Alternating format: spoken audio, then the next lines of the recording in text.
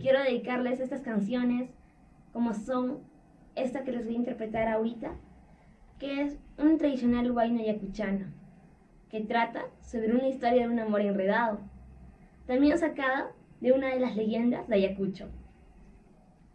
Elme es el amante de Rosa, y Santos no lo sabe, pero uno de sus amigos le dice, y él una noche le dice a Rosa que se va a ir de viaje, pero no es así.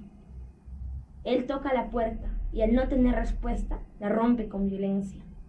Ingresa y ve a Elme en su cama, junto a su esposa, su Rosa, la mujer a la que entregó su vida, en quien ciegamente confió.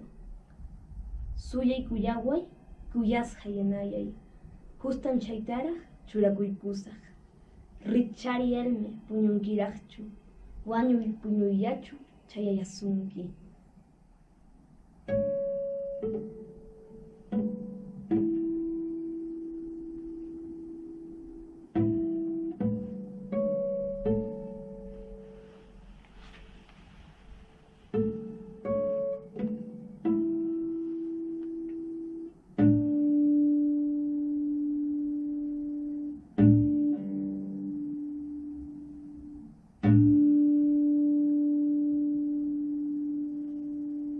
Thank you.